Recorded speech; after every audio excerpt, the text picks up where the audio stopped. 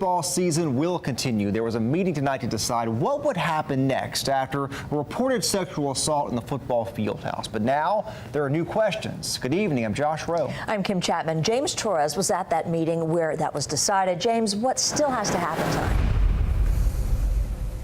Yeah, Josh and Kim, the Yellow Jackets football team will be able to continue their season, but the question remains under what coach. The board members were able to throw out a couple names as recommendations, but ultimately the director of schools for the county will have to appoint someone new to lead this team.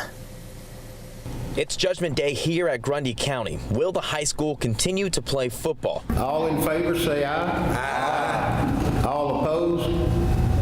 No. Motion. The Grundy County School Board voted yes in a 6-2 vote, but that didn't come without arguments between board members and the county's director of schools. Not saying that what's going to happen. Let's come back to order. Board members said they told Jesse Kinsey they were uncomfortable with the school's coach and thought something could happen. We confronted Kinsey for a comment. We just get a quick comment from you just before you take off tonight. There were some papers up front if you want to quote me from what I said at the beginning. Okay, nothing further, just from the vote.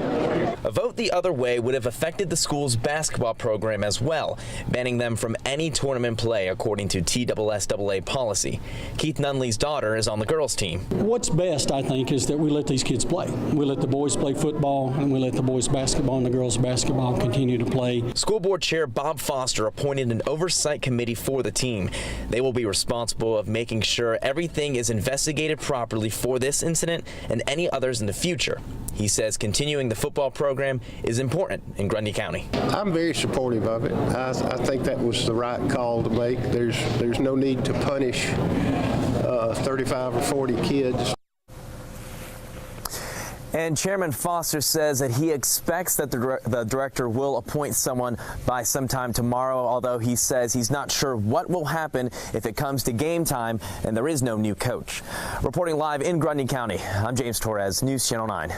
James Torres, thank you. Those 5 Grundy County football players faced a judge for the first time today. This morning they came here to the courthouse with their parents for an arraignment. Last week the judge ruled reporters and the public would not be allowed to be inside. And because of that, deputies guarded every entrance to that courthouse and kept everyone far away. Assistant District Attorney Dave McGovern says Judge Anderson put the students involved on house arrest. In the meantime, they cannot go back to school. They must continue their education at home.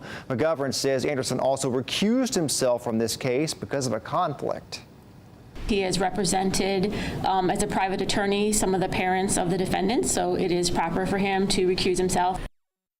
The juveniles will be back in court next month. Right now, the court's trying to find another juvenile judge to hear the case.